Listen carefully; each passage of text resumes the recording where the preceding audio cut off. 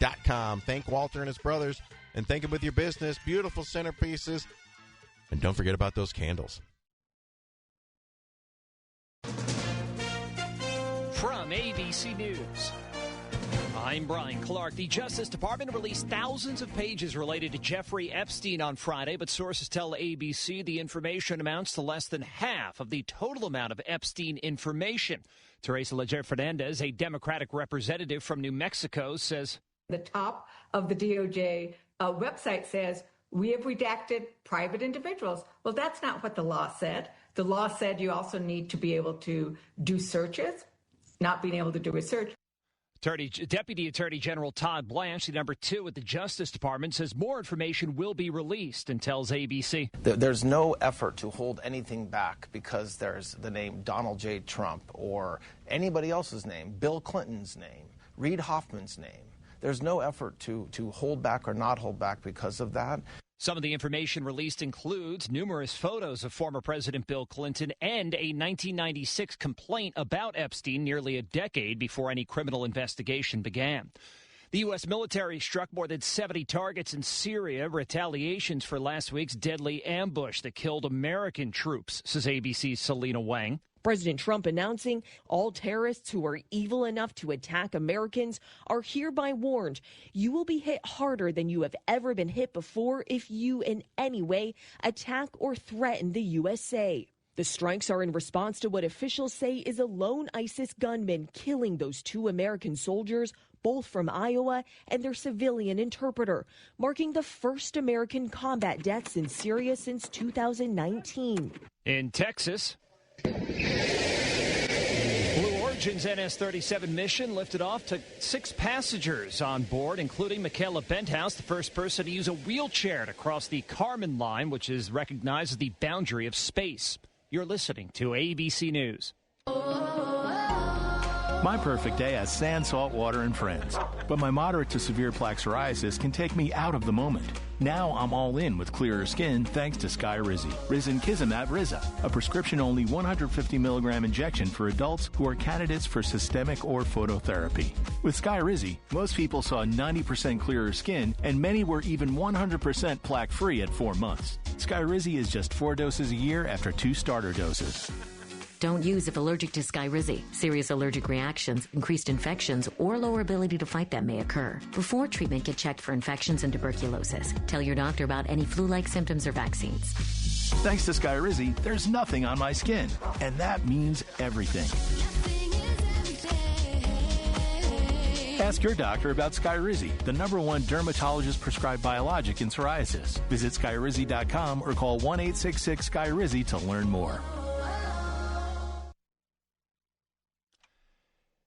As the U.S. continues to put military pressure on Venezuela, Secretary of State Marco Rubio told reporters on Friday the Venezuelan government is cooperating with drug cartels. We know that they are in cahoots with drug trafficking organizations. It's not just that they don't work with us against these organizations, okay? It's that they openly, cooperate with these guys and allow them to operate. Authorities continue their search for a motive in last weekend's shooting at Brown University and the murder of an MIT professor. Authorities say both crimes committed by Claudio Neves Valente, who was found dead of a gunshot wound in a New Hampshire storage unit. ABC's Erica Tursky has more. Authorities say the case was blown open by an online tip saying the police need to look into a gray Nissan with Florida plates, possibly a rental. That was the car he was driving. Police placed at the scenes of the 2 crimes. Between the shootings, investigators say the suspect swapped the license plate and used technology to prevent his phone from being tracked. The Los Angeles Angels and the family of the team's late pitcher Tyler Skaggs agreed Friday to a confidential settlement following a 2-month trial. Skaggs' family had sued the Angels over his 2019 death, saying they were responsible after a team employee gave him a counterfeit oxycodone pill laced with fentanyl. The settlement comes as jury deliberations were close to concluding. One juror said the jury had already decided the Angels were negligent. I'm Brian Clark, ABC News. Offer not valid in all states or where prohibited by law. Loans are subject to lender approval. See website for details. Honey, the credit card bill came, and we're maxed out. Maxed out cards, rent is due. We just need some extra cash to help us get by. Maybe we should go to 27cash.com. With our bad credit? 27cash.com is one of the largest personal loan networks. They can help people with any type of credit get up to $5,000, and cash can hit our bank account as soon as tomorrow. When you need extra cash, go to 27cash.com. That's 27cash.com. 27cash.com.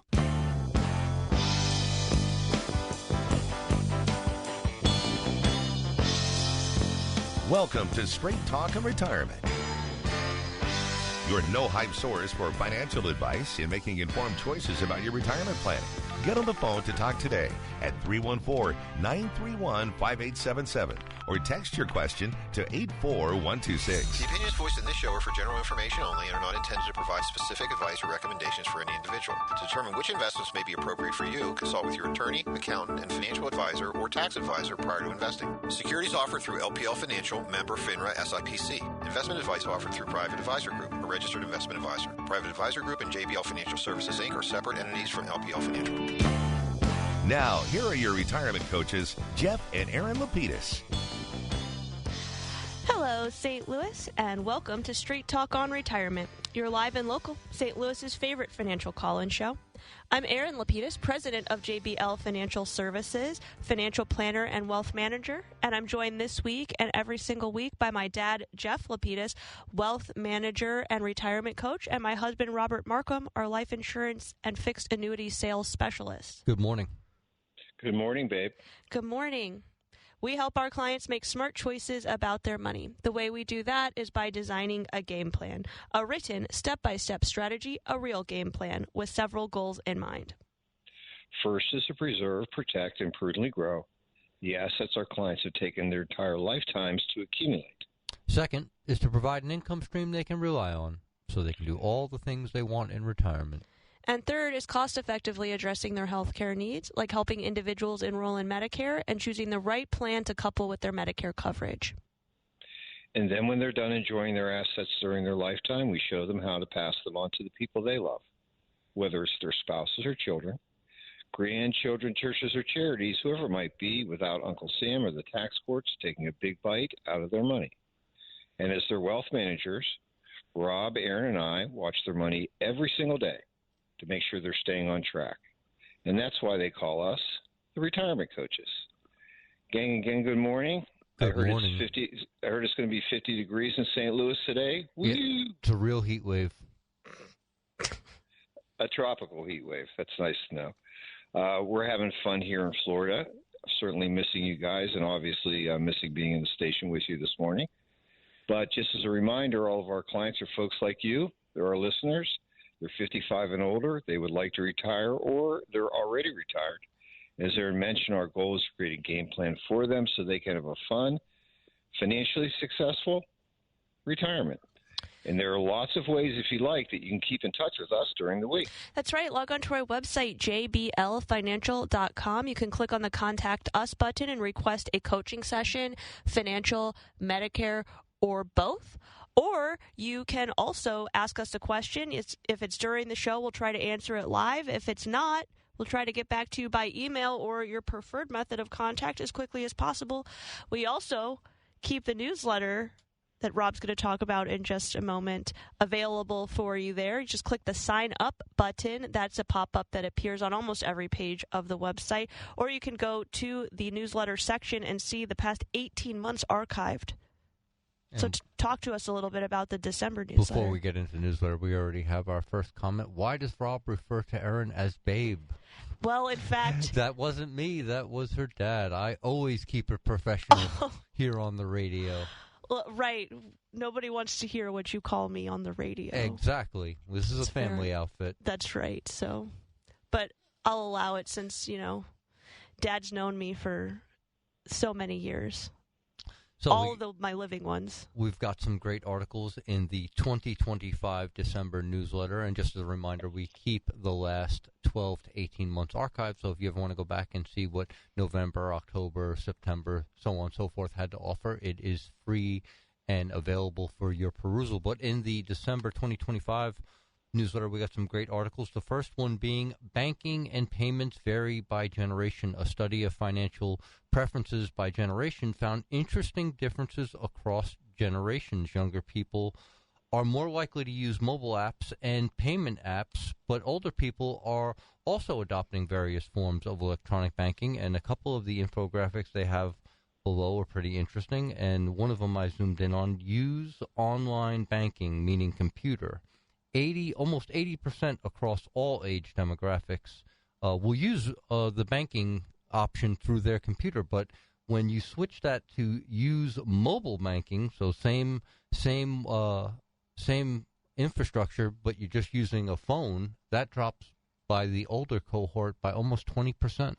Right, so 55 and older, only 65% of people will use their banking app on their phone versus logging in via their computer. And you would think it would be kind of universal across those two mediums because they're both very similar. I mean, your home computer is stationary, whereas your phone is just basically the computer you carry with you. So it's the same idea in principle, just a little bit different way of accessing it. True. Also, some people find that their home computer is more secure because if you're out using Wi-Fi, people might be able to capture your data. Can't have the data captured. Can't have data captured, no. No. But you know what this article made me think of, even though it's not really related, is since we're in the holiday season, I was thinking about how when I was a kid, my parents and also grandparents never wanted to give money or gift cards. It was always an actual gift. And I wonder how all these online applications for just being able to send money to people are changing people's views on gifting. Like maybe people are buying less gifts, giving more money to each other, not just donations. I always find it fascinating when I see people use the phone payment app. I think that's kind of neat. Like they just whip out the phone, bloop, and they're off and running. Go ahead, Jeff. Venmo seems a little impersonal. Well, that's what always Mom's argument was. She wasn't giving money because it's not personal, which, I mean, that's reasonable if you're going to spend the time to find someone a gift, especially if you're an adult and you're just exchanging money with people. Like, here's $50. Here's your $50. Someone mentioned the phone is too small. I could agree with that sometimes. If you are someone that still balances your checkbook maybe by hand and you want to check the online, scrolling through that on your phone is a little difficult. You get the nice big screen in front of you. It's better. Or I always like to joke I only do my important work on the computer. Everything on the phone is just, checking emails and stuff. That's kind of how I feel when it comes to mobile devices. It's an unserious medium, whereas the computer, this is serious business now. Straighten up. So, yeah, I can definitely identify with that. And our next article, Online Shopping in the Tariff Era. The quote-unquote de minimis exemption was a long-standing trade policy that allowed U.S. shoppers to buy goods $800 or less directly from online sellers based outside the U.S. without having to pass through customs or incur duties. The $800 exemption threshold was meant to simplify trade. Critics argue that it has disadvantaged U.S. manufacturers and allowed illegal and even counterfeit goods to enter our country. So the $800 de minimis exemption is going away. April 2nd was the first shot in that direction where Trump singled out China for the de minimis exemption going away, but that was just the first shot in a much bigger battle that is going to see all de minimis exemptions going away. So you really want to look before you click. What may seem like an unbelievable deal from a foreign e-commerce outfit could incur duties that you were not expecting. You want to make sure to check where the item is shipped from vis-a-vis where it was made, because these things will make a difference. Have you run into any problems? Because I know you do a lot more online shopping than I have.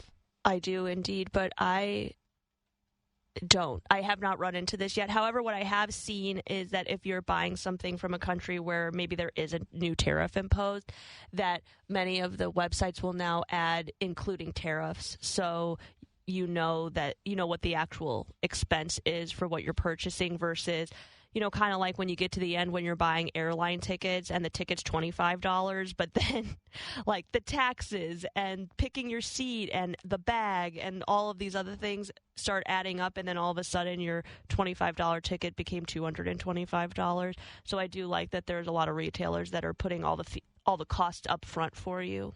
I mean, I've went on to a few of these, Alibaba most often, just to see and what Alibaba's like Amazon of China. Asia. Right, exactly. Okay. So, when I go there and I check prices, it seems similar, but I've never bought anything there. I just wonder about the quality. I wonder about the return process. It's so easy to return things, like if we're talking about Amazon, like as a comparison for like online retailers, or even like Walmart, all other places where you can order things online and have it delivered to the house. It's pretty easy to return them. Right. There's always a storefront or a drop box you could just head to. In the case of a foreign e-commerce outfit, I often wonder, like, is the juice really worth the squeeze? Like, yes, you may be saving a few dollars in theory, but what if you have to return? Like, what is that?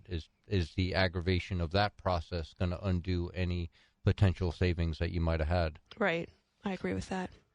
Okay, and our next article, Strategies for Smarter Giving. We've already discussed donating appreciated assets, and last week we discussed qualified charitable distributions.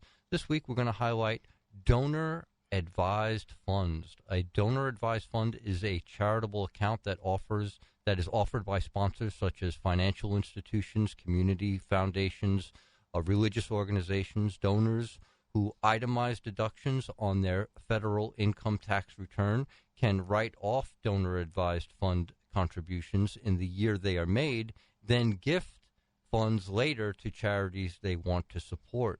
Very interesting and unique way of giving. It's a unique way of giving. It's also a great tool. For example, if you are someone that maybe you sold some highly appreciated securities this year, or you sold a piece of property and you have a large capital gain that you would like to offset, what you can do is make a large donation to a donor-advised fund. You get to take the deduction the year the money goes into the fund. It is no longer part of your estate, so you cannot take it back. But over the course of as many years as you would like, you can then donate that money out of the donor-advised fund to the charitable organizations of your choosing in the amounts that you would like. The value here is, one, you get to control your deductions in the sense that if you would like a larger one in a specific year, you're able to make that happen. And then secondarily, you might be able to donate more because inside of these donor-advised funds, many offer you the opportunity to invest those funds again. So you're going to send it over as cash or as appreciated securities, and then you get to make the decision, do you want to reinvest those funds or distribute them immediately? Most likely you're not going to distribute everything immediately, so you could reinvest those funds.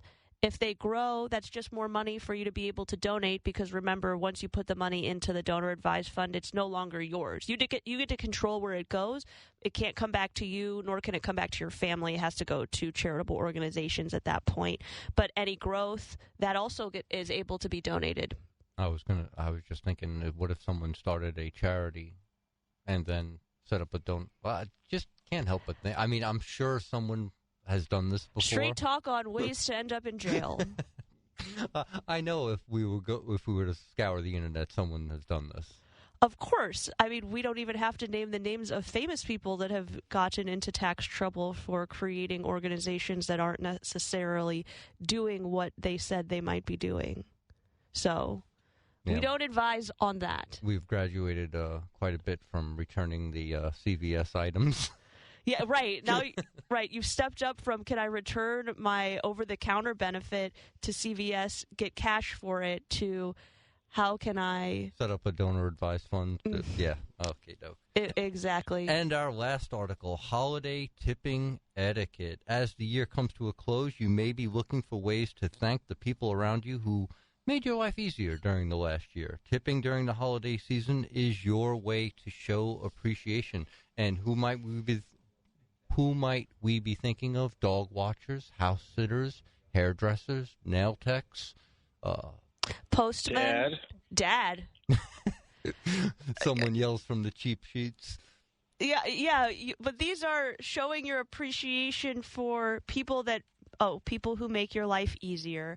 Well, I guess, maybe that would include Dad in some occasions. While cash is often most appreciated, a thoughtful gift and a handwritten note can go a long way. I'm going to Venmo you, Dad.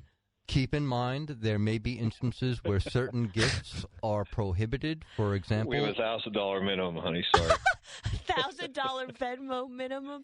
Rob is just trying to blow past this. Doesn't want to hear it. I want to get to the part about the mail carriers not being able to accept cash gifts, gift cards, or checks. Dad is not one of those people. He can accept cash. He can accept or gift cards.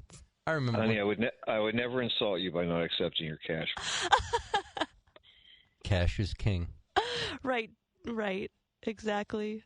That's cute. Some workplaces may not allow employees to receive gifts of alcohol, so we certainly don't want to get anyone in trouble this holiday season. And that is your 2025 JBL newsletter in a nutshell. Thank you. We have received some really nice gifts from the clients. They've been bringing them by, just so generous and thoughtful of them to think of us during the holiday season. Who brought the bagels the other day? Oh, that was our tech department brought bagels. That was really nice. Not a client, but someone that makes our life easier, that's for sure, brought us some bagels.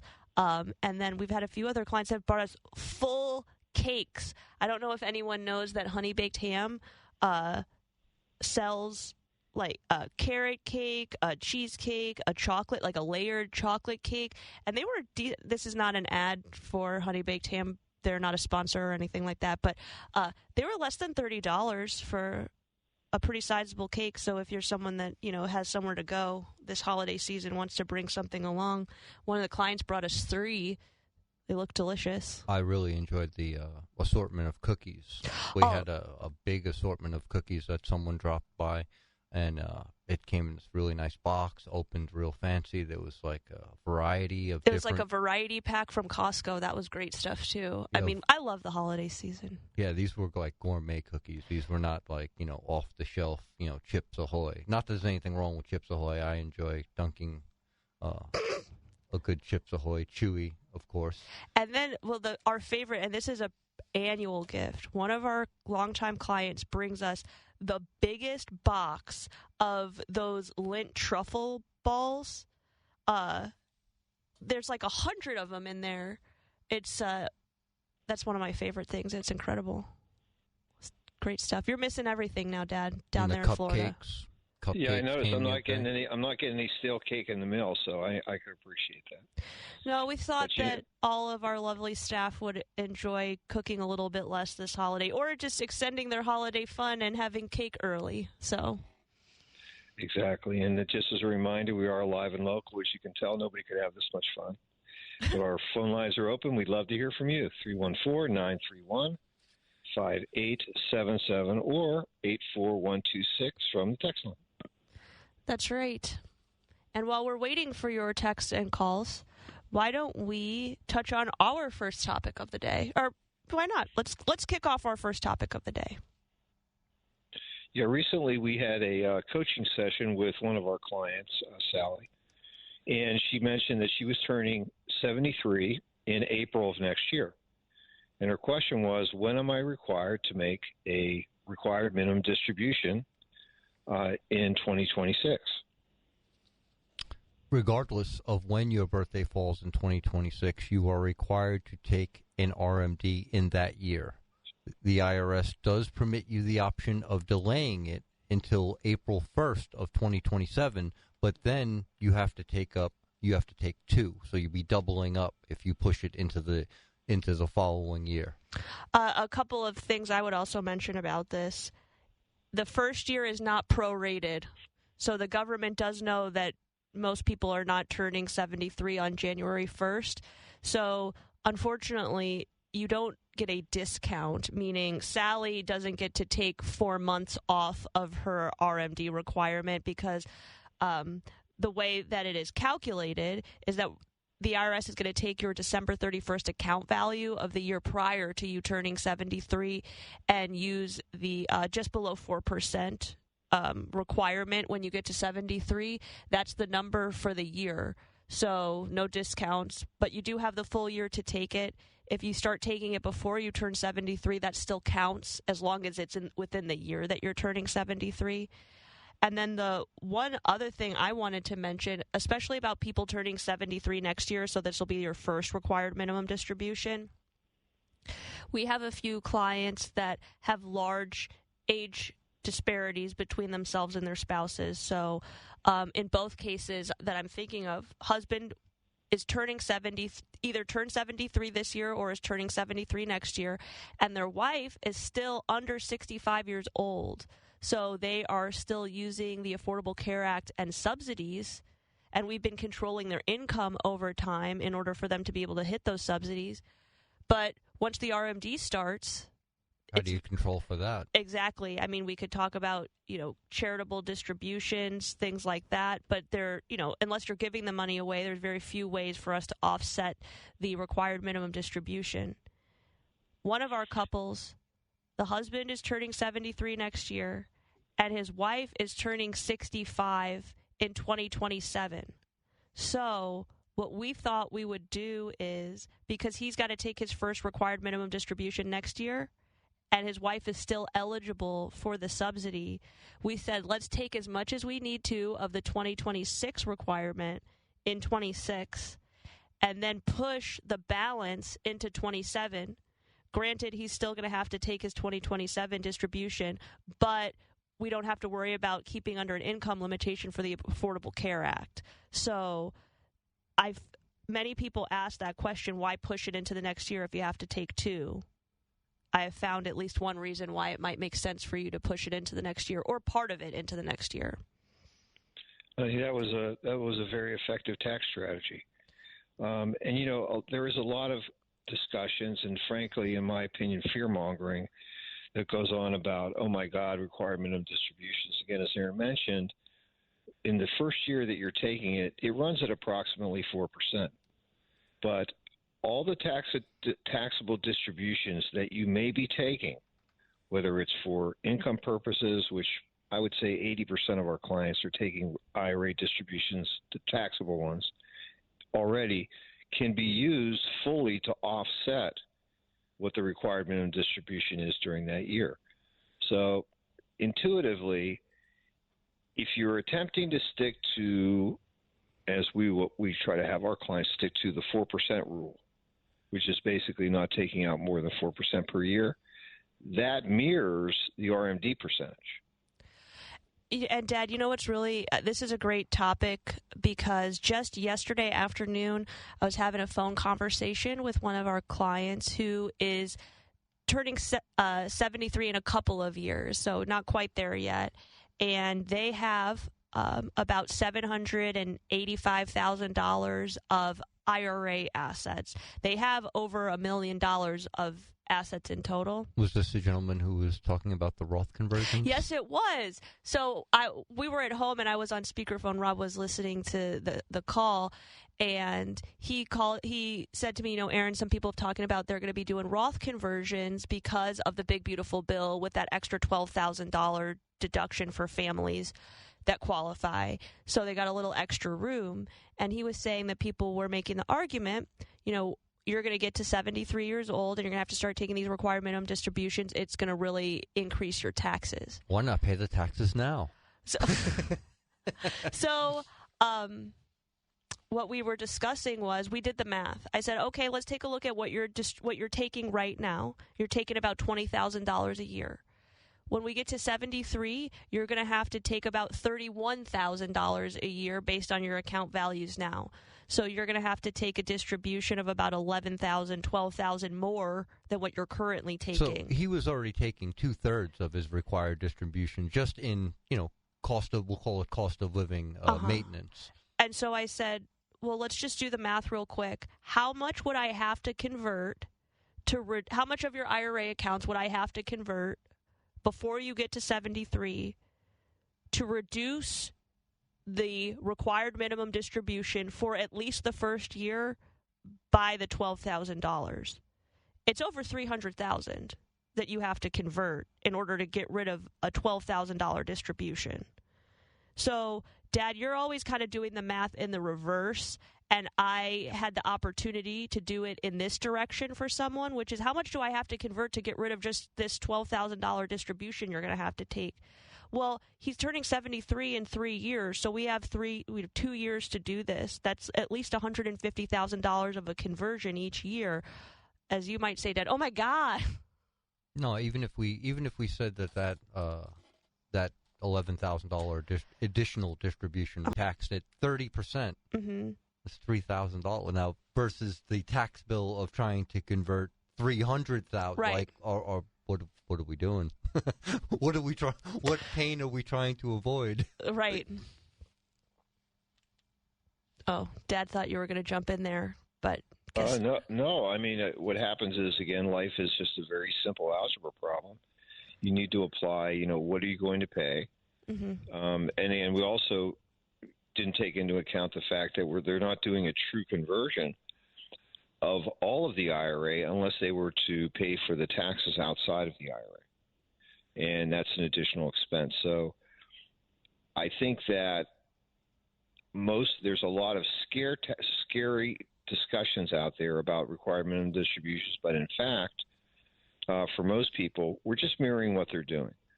And the other cool part is that the IRS does give you the discretion to pull from one or more of your traditional IRA accounts, as long as the total satisfies the total RMD. So, again, if you want to isolate that into one account, you want to isolate it into two accounts, split it, whatever it would be, Uncle Sam gives you a little latitude in that way, which could be helpful. Which is great. And the other thing is the custodians that you're working with, those people that are holding your money, they are required, and they do provide you with written information on how much is the requirement of distribution. It usually happens in January. If they don't do it on their statement, they're also going to then send you that information in another piece of written course. But you know what it is. It isn't something that's an unknown factor. And, again, the beauty is that for most people, and again, for us, the fun part is that in January and February, this is where I'm usually making these phone calls to all of our new RMD-eligible clients, which is, this is how much you have to take. By the way, you're already receiving a certain amount of taxable distribution, so either we owe you money, maybe, or we're satisfying that distribution, which is cool. And for those that come back and say, really, maybe I'm not using all of this money, then we're talking about other ways of either reducing their expenses, enhancing their lives, pre-planning for cash flow. So avoiding RMDs is not really something that I think you frankly need to deal with. Right. And you know what? Why don't we take our first break of the hour? When we get back, we can talk about a specific example with Sally and her required minimum distribution. So don't touch that dial. We'll be right back after these messages.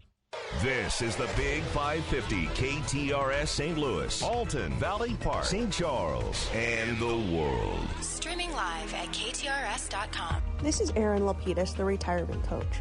Wouldn't it be great to have a game plan, a real strategy, so that no matter what was going on in the stock market, the economy, or the world, you could be confident about your retirement? Wouldn't that be great? If you're within 5 years of retirement, call me today at 314-863-0008. That's 314-863-0008. Or send me an email at aaron@jblfinancial.com to arrange your free coaching session. Let's get started on your retirement game plan today. Recently, a good friend of mine was changing the light fixture in their kitchen, and they took the light fixture off the ceiling, and they looked inside the ceiling and said, "What is the phone number to Michael Baldy?" If they would have listened to me, they would have put Michael Baldy's phone number in their phone, because everybody needs a good electrician on speed dial. So here you go. The next time you need an electrician, you need to remember Michael Baldy and Baldy Electric. So the phone number, 314 968-9999. Indoor, outdoor, an old Victorian home, knob and tube wiring, and anything and everything in between. You see, Michael Baldy is a licensed electrician, and he has a team ready to go. Whether it's something for the ceiling in the kitchen, something for the lights for the holidays, whatever it may be, Michael Baldy and Baldy Electric. BaldyElectric.com, 314-968-9999, because everybody needs a good electrician on speed dial. BaldyElectric.com. Hey, it's Jill Farmer for Premier Heating and Cooling. Winter in St. Louis is no joke, and your furnace has to pull its weight. Of course, there's a lot of balls in the air for all of us who are trying to help manage our family plans for the holidays. And the last thing any of us needs to deal with is a broken down furnace. That's why I want you to call Premier Heating and Cooling. Their technicians go through 5 years of training. 5 years. That's beyond industry standards. It's Premier standards. A checkup from Premier keeps your furnace running safely and efficiently. And if your system is older or just not keeping up or just flat out quitting on you, Premier can help you save money with a new energy-efficient furnace. Lower energy bills, better heat, all around smarter. And yes, they offer financing, which makes upgrading a whole lot easier. So whether you need a tune-up or you're ready for something new, make your winter a lot more comfortable for your home or your business. 636-916-1122. Or premierheatingcooling.net. Comfort you can count on. Now, back to Straight Talk on Retirement on the Big 550 KTRS. Here are Jeff and Aaron Lapidus. Well, welcome back to Straight Talk on Retirement. We were chatting about Sally and her first year of taking required minimum distributions, which is going to come up in 2026. She's turning 73 in April of this year. And so what we did was we calculated Sally's required minimum distribution hypothetically for her to give her a nice idea of what next year might look like. And that number came out to $9,450 for Sally, and we are currently sending her $700 a month or $8,400 annually as her retirement income distribution. Therefore, after we apply her current distributions against her RMD for 2026, she is required to take an additional $1,050 before the end of the year. An important little caveat I just want to mention is when you get the letter from the custodian saying, hey, you've got to take an RMD, you're eligible now, and you have to take $9,400, they're not going to say, oh, we see that you're already taking $8,400, right, so you're already, 85 or 87% there. You only have to take an extra $1,050. I think we get a lot of calls to the office around this time with, because the letter makes it seem as though you got to take $9,400 in addition to. And a lot of people, oh, my God, I'll be broke soon. Right, like I have to take more, or I didn't take anything out of this account. Is that a problem?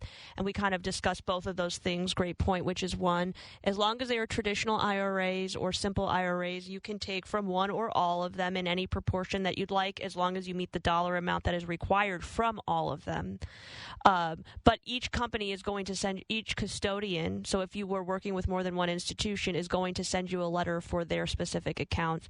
You've got to total them up, or if you're working with someone like us, we total them up and help you determine where the best place to take them from is. In Sally's particular case, this is a great example of someone that's already nearly meeting their required minimum distribution through the normal course of their income needs. Just living life, just a bullet through time. The other nice thing is taxes count. So it's the gross distribution amount that you are taking is going to be reflected to the IRS. So even though you are not receiving all of that money, you're probably receiving a net amount less whatever you were already paying in federal and potentially state taxes. The full gross number goes towards your requirement. So we're sending Sally $700 a month gross. She needs to take another $1,050 gross before the end of the year. Right, and then the letter is not going to say, hey, look, we noticed you're doing a great job. You just need to increase that by about $150 a month. Right, no, they don't point all of that out because they're not going to assume anything except for letting you know the facts, which is how much you need to take. So, Dad, what are some of Sally's options for taking that last $1,050 that she needs, or that she hypothetically will need next year? Well, she could increase the remaining 2 months of the year's distributions by $525. That would be one easy one. Certainly, we could also send her a lump sum check before December 31st which she might dedicate to things like paying anticipated expenses like real estate taxes, possibly maybe planned trips for next year, or even maybe even covering the Christmas spending. That's not a bad idea. We could also direct the distribution to her after-tax TOD account or trust investment account in case she wants to get that money reinvested right away. Yes, and certainly, finally, she could direct us to send the money to one of her preferred charities before the end of the year. Of course, she'll have to execute a third-party request form, and she will receive a dollar-for-dollar reduction in taxable income equal to that charitable donation. So lots of options available, lots of flexibility available. And again, for us, what we like to do is we like to have these conversations at the beginning of the year so that there's no issues as we're running through the year. And frankly, matching cash flow with the anticipated cash flow needs is really what financial planning is all about. So I don't think that's really such a bad idea. It's great. We've got an excellent text question before we take our second break. And our first texter of the day writes, my husband just passed away, and he has an IRA. We're so sorry for your loss. Do I need to combine my IRA with his after his death right away, or can I wait until January 1st of the new year? So first thing is, if your husband was over the age of 73, you want to make sure that that you have met the required minimum distribution. You do not have to combine your IRA accounts ever if you don't want to. So if there's an age disparity between the two of you and you want to keep those separate so you can keep the required minimum distributions running separately, you can do that. I would recommend if you plan on combining them, you might want to just do it prior to January 1st, because if you are someone that is going to need to take required minimum distributions, then you'll have the full total in the one IRA account instead of having to total two together.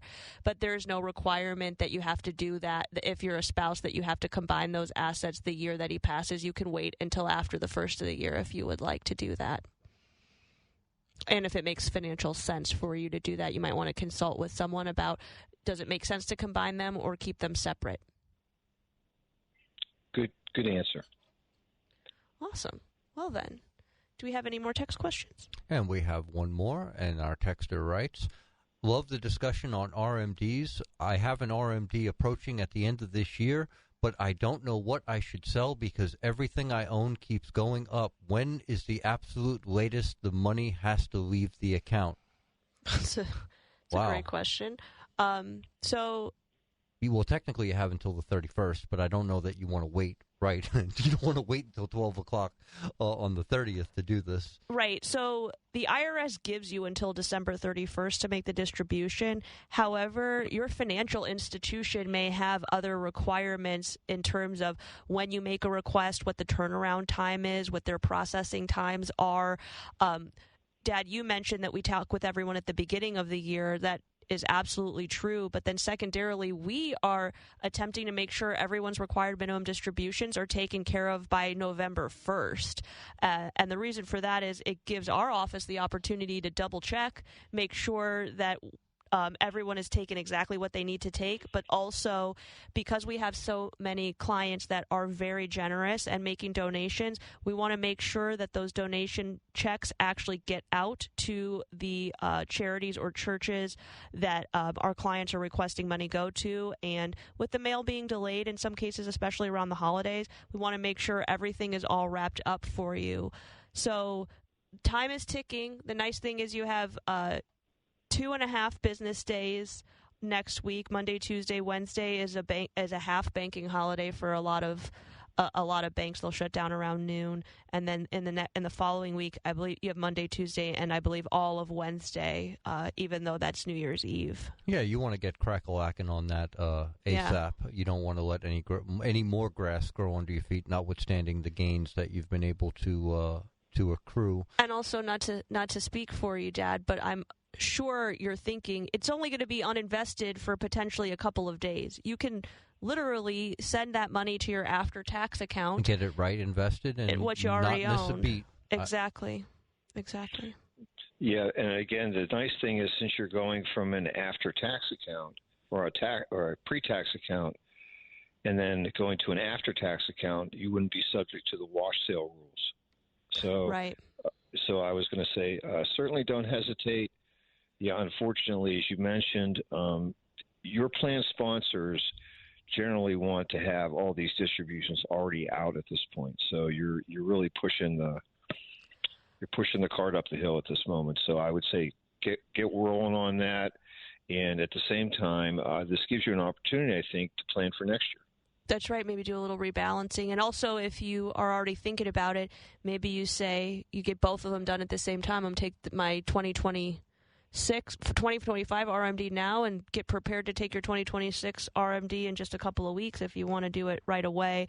Most of the custodians have those numbers calculated for you by mid-January at the latest. So that's a really sound strategy, so you don't find yourself in this position next year, because, you know, if you've picked some pretty good winners this year, stands to reason you might have another great year, and you don't want to be stuck in the same dilemma of not knowing what to sell the last week of next year. Right. Right. And the other important thing that we haven't mentioned is if you fail to take your required minimum distribution, there's a 25% penalty that you'll pay. And you still got to take it. And then you still have to take it anyway, which means that becomes pricey to you because the penalty you don't get to keep. It's not like you have to extract 25% more of the requirement out of your account. No, you get to pay that to the IRS, unfortunately.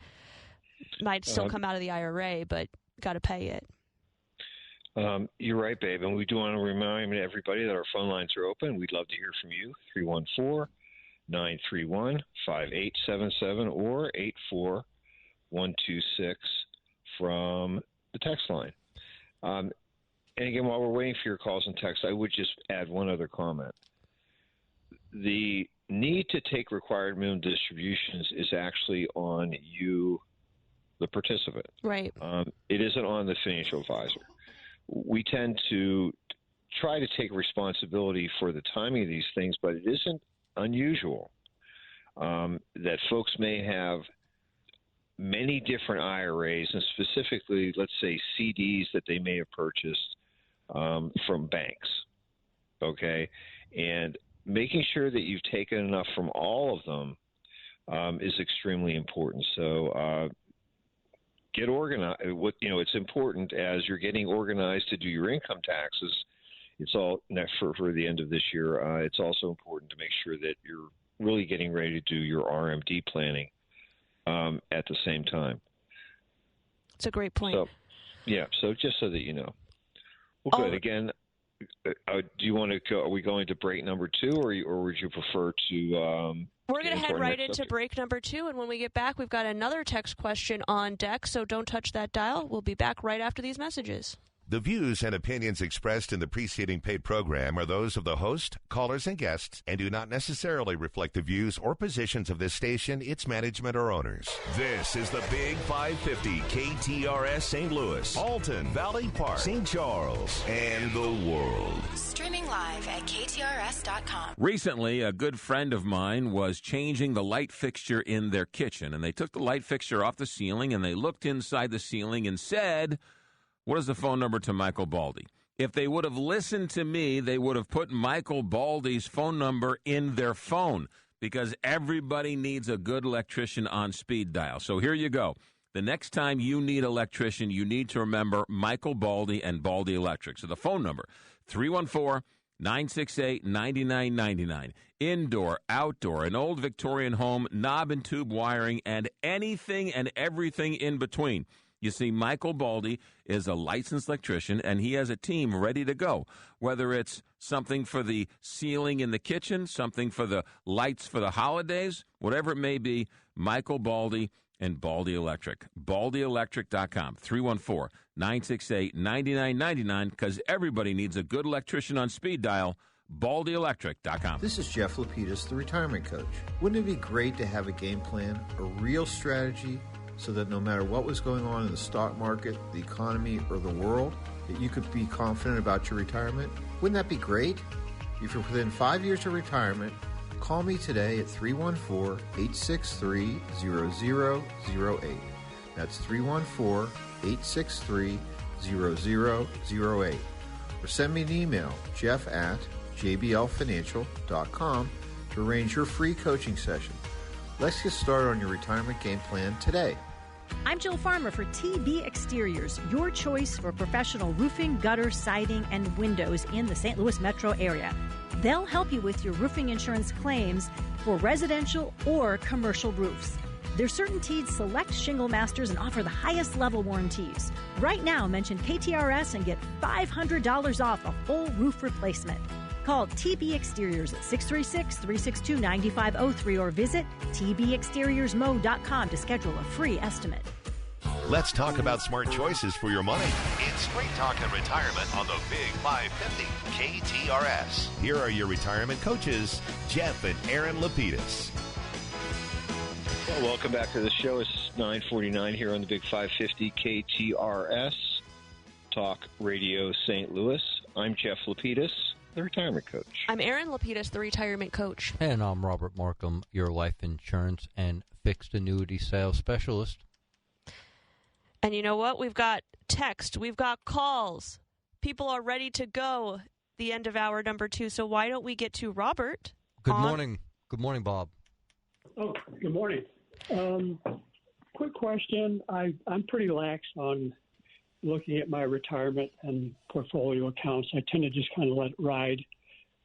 I did turn 72 this year in September. What are my obligations for paying or withdrawing? The one account in particular is a 401. So nice news here is that at 72, you don't have any requirements yet. When you get to 73, which sounds like that'll be next year, unless I misheard, that's when your requirements will kick in. Okay, good information. That's a nice present for Christmas. Yes. No penalties. And so, Robert, you said one is a 401k. Do you have any traditional IRA accounts as well? The one that I have, I'm not. What is traditional versus whatever? A traditional IRA versus a Roth IRA. You know what? Great question. Like I said, I'm very lax at looking and staying on top of. I tend to just let it ride, and it's done very well. So next year. Next year, you're definitely going to want to have a chat with the people that are holding those accounts for you, because if you have a 401k account, you're going to have to take a certain dollar amount out of that account before December 31st of next year. If you have some traditional IRA accounts, you'll need to take money out of those accounts as well. And unfortunately, those totals cannot be combined. You have to keep them separate. So it sounds like your portfolio's done nicely, but now you've got some decisions to make, and I would definitely chat with a professional, because you don't want to run afoul of any of the penalties because they're pricey. Mm-hmm. Yeah. It sounds like it. I was between getting things ready for the home here, and I happened to tune in, and I heard about 25% penalty, and you got to take it out. Yeah, I better get on the line and call you. Well, that's good. I was going to mention one other thing.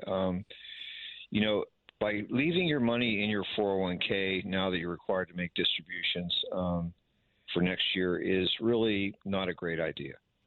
What happens is your plan sponsor already has a modus operandi about how they're going to send you the money. They also, if you were interested in trying to reduce that tax liability by using, if you're currently making charitable contributions, they can't do that for you. And once you receive that requirement and distribution, that deal is kind of over. So what I might suggest is, unless you have if you love what you're in and you like the investments that you have in terms of the mutual funds that are in that plan, you can always duplicate those in a self-directed IRA. But what that also then does is opens the door for you in terms of when you take it, how you take it, et cetera, because 401k plans are accumulation vehicles. They're not distribution vehicles. Mm-hmm. So if you have a financial advisor, it's going to be a great phone call for him to say, hey, I'm thinking about it. Might be time to move the money. What are your recommendations? Also, it's going to give you some additional flexibility in terms of tax withholdings, when you'd like the distribution, how frequently you would like the distributions. So my dad makes a great point. This might be, many people make this decision earlier in their retirement, but this might be the opportunity for you to make the decision to say, hey, maybe it is time for me to transition my funds from a 401k elsewhere, simply because it's going to give you not only more options, but more flexibility in your choices, which are going to start, you're going to have to make them every single year starting next year moving forward. So a couple things, and then I'll let you go. I know you got other callers and such. First of all, when he receives my phone call, he's going to think, cha-ching, for me, right? Sure. Not for me, for him. Well, it depends on what type of advisor you're working with. If it's someone that charges fees for the money they manage, then yes. If it's someone that just helps you make investment decisions, then initially yes, but then probably not much after that. So just depends. Okay. Well, thanks again for your information. Appreciate you guys being there today. Enjoy the show. Thank you. Merry Christmas and happy holidays and New Year. Yeah. Exactly. And so, I think the point was very well made. Financial advisors make money because they provide financial advice. So I think with our last caller, he really is in a situation where it sounds like he may not even be using his financial advisor very much, or maybe he isn't, frankly, with somebody that he has confidence in to perform this situation, to deal in this situation, or maybe he doesn't even want other people's investment advice. Well, and in that particular case, my recommendation would be, if you're a person that wants to make your own investment decisions, you don't want to pay someone or delegate that responsibility to someone else, then this would be a time to engage your CPA, because they will have the tax knowledge to be able to tell you which accounts money needs to come from. They might not have the investment experience to tell you what funds or investments you should be selling to generate the cash for your requirements, but they'll help you stay in line with the RMD IRS requirements. Yeah, and then certainly what you might want to consider doing is, if you're not going to wanting to use the services of a investment advisor, is to look at a brokerage firm, look at a discount house. They'll be very happy to take that money, and you can direct things as you wish. Right, and you still get all of the great flexibility that IRA accounts offer at a time when it's a requirement to take distributions. Sounds like our caller didn't need to take distributions after his retirement, which is fantastic, which means letting it sit in there and grow might have been the right decision for him at that point. But now that distributions are going to be a requirement, it does make sense to create more flexibility for yourself, not just in when you're able to take the money, how you're able to take it, and also what taxes you want withheld. Most 401k plans have requirements in those areas. You can only take money a certain number of times. Maybe there's a fee to take money, and usually the federal withholding is always set at 20%. So and they also can only send the money directly to you or to your bank. They cannot, and usually it has to come in the form of a check, and they can't send to third parties like you were mentioning, Dad. So if you wanted to be charitable, using the qualified charitable distributions, can't do that in a 401k or 457 or 403b. This is kind of true of almost all employer-sponsored plans. Well, we've got a couple of minutes left, so why don't we see if we can get to another text or two. And our next texter writes, my wife and I are retired and not expecting to need to draw on our IRAs due to pension and Social Security. My 90-year-old widowed parent is currently drawing RMDs, which I expect to inherit. How do inherited RMDs and my future RMDs impact Medicare IRMA? How do I plan to avoid future IRMA? So that's probably going to be a little bit difficult because you're in an excellent position in that Social Security and pension are making up your income need. Pension is going to be fully taxable at the federal level. Social Security, not necessarily fully taxable. When you inherit mom's IRA, you'll have to distribute that over a 10-year period. So depending upon your current age and when you're going to get to 73 or 75, if you were born after January 1st, 1960, and when mom passes away, you might be able to line up distributing mom's IRA or your beneficiary IRA before your required minimum distributions kick in, or you could at least front load mom's IRA distributions before you get to 73, so you're tapering off at the end. Or if you're charitable, you are able to make charitable distributions from a beneficiary IRA. It will meet the qualifications of distribution, but it will not be taxable to you. So you do have a few options. And if you were in this scenario this year, what's the first threshold for an increase in your Medicare Part B premium? Married filing jointly. Just got to keep it under $212,000. And so every year that number is going to adjust for inflation for you. That number is going to be the number that the IRS looks at 2 years from now to determine if in this year you took too much and now you get to pay a little bit more. But don't touch that dial, everyone. After the news, we will be back with more Straight Talk on retirement. Mizzou football. The rushing touchdown, and Missouri extends the lead. KTRS AM, FM 106.1, K291CW, St. Louis. From ABC News, I'm Brian Clark. The arrival of Christmas week means a big weekend for holiday travel. More than 3 million people in the U.S. expected to fly today and tomorrow. Rita Stadler was picking up her sons at Newark Liberty Airport and got a pleasant surprise. Usually at the holidays it's busier, TSA is more backed up, there's more air traffic control delays and stuff, but we had none of that this morning. One less pleasant holiday surprise, the flu, says ABC's Andrew Dimbert. Flu cases are surging across the country this holiday season. More than 4.5 million reported nationwide, and the numbers are climbing fast. At least 1,900 deaths have already been reported, with more than 49,000 hospitalizations. And health officials warn the worst may still be ahead as holiday travel ramps up. Justice Department on Friday released thousands of files connected to Jeffrey Epstein, but a source tells ABC News that's fewer than half of the government's total Epstein material. Deputy Attorney General Todd Blanche tells ABC. President Trump has certainly said from the beginning that he expects all files that can be released to be released, and that's exactly what we're doing. He said names are not being redacted to protect powerful people, and ABC's Chief Justice correspondent Pierre Thomas has more. Trump has tried to turn the focus to Epstein's relationship with Democrats like former President Bill Clinton. Friday's release includes some never-before-seen images of Clinton and Epstein together. Clinton in a jacuzzi, him swimming with Epstein's accomplice, convicted sex trafficker Ghislaine Maxwell. But Clinton has not been accused of wrongdoing. In fact, the White House Chief of Staff told Vanity Fair there's no incriminating information about Clinton in the files, saying Trump was wrong about that.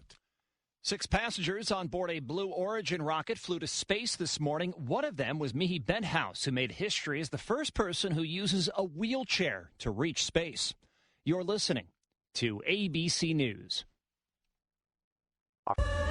I love a day on the water with friends, but my moderate to severe plaque psoriasis sometimes holds me back. Now I'm all in with clearer skin thanks to Skyrizi. Risankizumab Riza, a prescription-only 150 milligram injection for adults who are candidates for systemic or phototherapy. Teaching music is my passion, but my active psoriatic arthritis can limit me at times. Now I'm treating my joint symptoms with Skyrizi. With Skyrizi, most people with plaque psoriasis saw 90% clearer skin at 4 months. Or if you are an adult with active psoriatic arthritis, Skyrizi helps you move with less joint pain, stiffness, swelling, and fatigue. Don't use if allergic to Skyrizi. Serious allergic reactions, increased infections, or lower ability to fight them may occur. Before treatment, get checked for infections and tuberculosis. Tell your doctor about any flu-like symptoms or vaccines. There's nothing like clearer skin. There's nothing like better movement, and that means everything. Ask your doctor about Skyrizi. Visit Skyrizi.com or call 1-866-SKY-RIZI to learn more. The U.S. military struck more than 70 ISIS targets in Syria. Pentagon officials say the strikes were retaliation for last week's ambush that killed 2 American soldiers and a U.S. civilian interpreter. ABC national security and defense analyst Mick Mulroy explains the purpose of these strikes. It sends a message both to ISIS and to the U.S. servicemen and women that are in Syria that they are essentially going to be protected with serious consequences to anybody that should attack them. Trump administration on Friday unveiled a new agreement with 9 pharmaceutical companies to cut drug prices. They'll be sold at the so-called most favored nation level, and President Trump said, Every new drug produced by these companies in the future will permanently be offered to American patients at most favored nation prices. New details about the moments leading up to Thursday's plane crash in North Carolina that killed 7 people, including retired NASCAR driver Greg Biffle, his wife Christine, and their children. Christina's mother confirming to ABC News the group was flying out for a birthday trip and that her daughter sent her a final text in the minutes before the crash telling People magazine the message read, "We're in trouble." Moments later, the Cessna aircraft crashing short of the runway at Statesville Regional Airport. Officials say it was in the air for only 10 minutes and that the pilot was attempting to return to the airport amid rain and reduced visibility. I'm Brian Clark, ABC News. CVS Health supports people in the moments that matter, from picking up a prescription to connecting care. With nearly 5 million daily interactions and serving 185 million consumers and 1.5 million healthcare professionals, CVS Health holds a trusted place in healthcare. By simplifying care and improving health, we're helping people get the care they need. Learn more at cvshealth.com/Investor Day.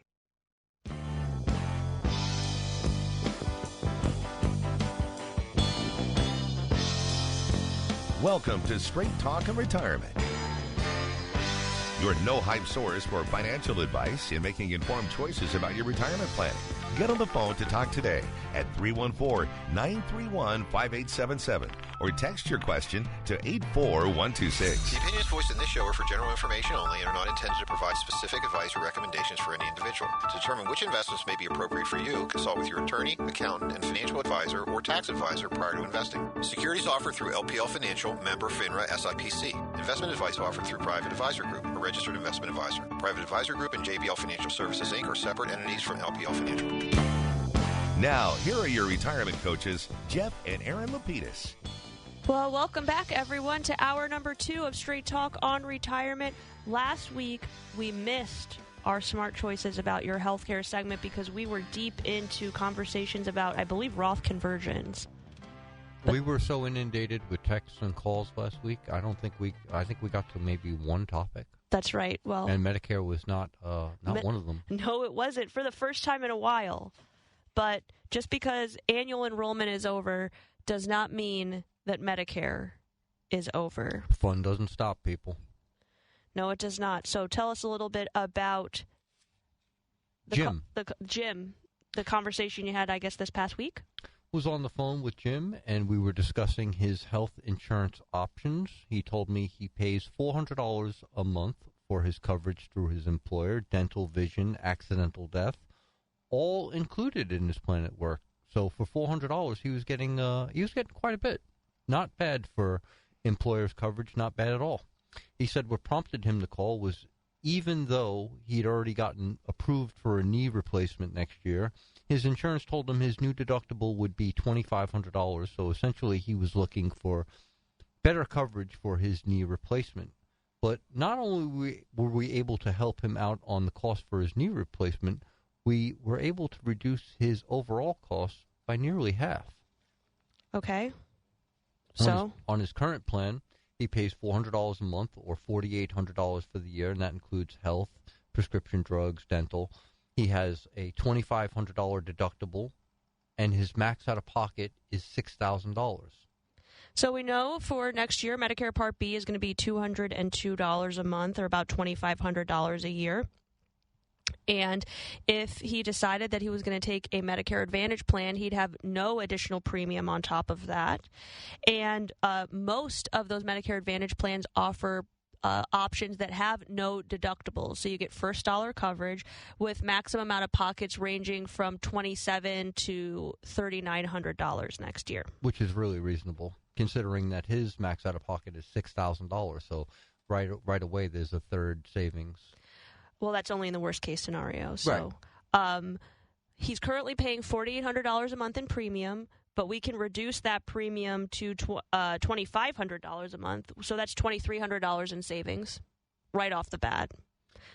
And then if he were to go through with the knee replacement next year using a Medicare Advantage plan, his, on his current policy with his employer, it's going to cost him at least $2,500 because he's got to pay that deductible, in hospital patient stay, labs, x-ray, imaging, rehab, all of those pieces. He's going to continue to pay potentially up to $6,000. But if he decides to jump off of his employer plan and jump onto Medicare instead, how much would he be paying? Anywhere from $2,500 or $2,700 to $3,900 in the max out of pocket. So he's going to see a savings there. But if, say, for example, if he only had to spend one night in the hospital, he'd spend $375 for days 1 through 7. So if he stayed 2 days in the hospital, it would only be $750. That would be $1,700 and almost $1,800 in savings for the full year. Okay, so let's just use, for example, one of the more popular plans in the past year was the Humana PPO. So that's what we saw many clients switching on to the new Humana option for 2026. They actually have a $350 deductible. So we're going to use a worst case scenario. We've picked a plan for Jim that has a deductible. And this is a great opportunity for all of you. Maybe you're not on the Humana PPO, but you have elected or your current plan has added a medical deductible to your benefits next year. We've gotten a lot of questions about that. Let's just say, for example, you've got the knee replacement. Well, you're going to pay to start the year $350 when you go in to have that knee replacement because it's going to be an inpatient hospital visit. Nobody gets to do outpatient knee replacements, unfortunately. Most people stay at least one night in the hospital. The average is between 1 and 3 nights in the hospital. So first night on the hospital goes towards the deductible. That's $350. Then he would pay his regular co-pays for if there was imaging, when he eventually needs that rehab that's most likely going to be outpatient, a few times a week. And then he's got the protection of his maximum out of pocket. However, in most cases, even with knee replacements, people aren't getting anywhere near their maximum out of pockets. So that's why I kind of like to look at the base numbers versus saying what savings you would get in a maximum out of pocket situation, because who knows, based on his current benefits with his employer plan, would you get to that $6,000 with the knee replacement? Hard to say, but we know you're going to get to at least $2,500 with the deductible that you'll have to pay out of pocket on that employer plan.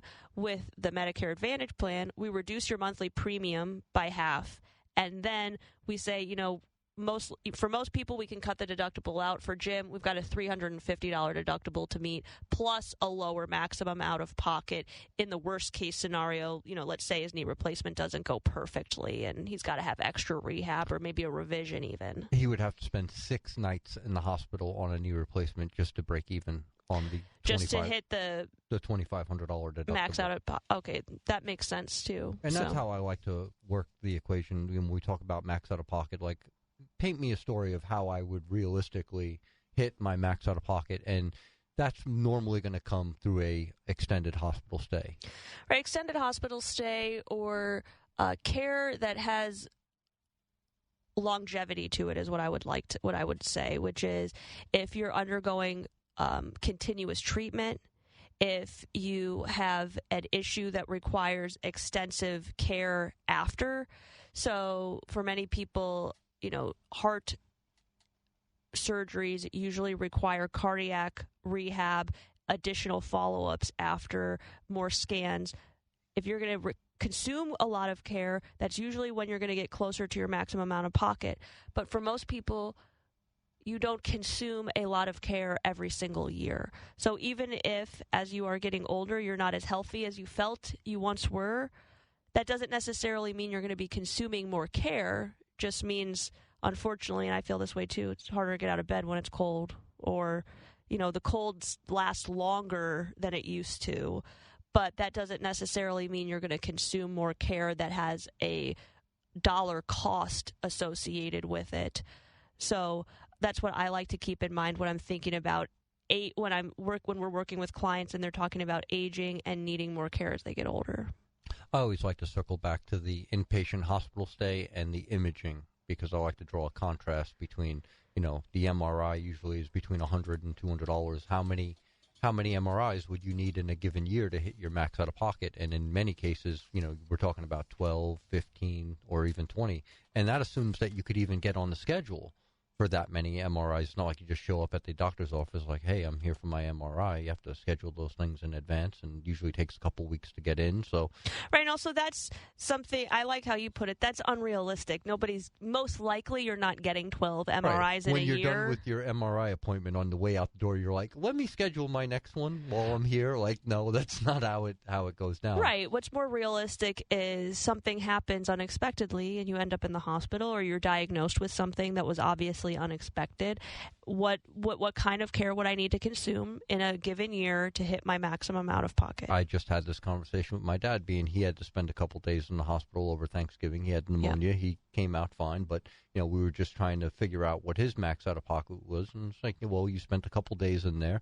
Thankfully, you were able to drive yourself or be driven, so you didn't need the ambulance. The $100 ambulance copay. Right. Well, let's save $1 everywhere we can. And as I like to say, if you're in the hospital for more than say 3 or 4 days, usually is going to be a battery of labs, tests, and imaging that's going to go along with your stay. It wasn't like you were just reclining in a chair. I mean, they were doing right. other work. Exactly. So that's when we talk about paint.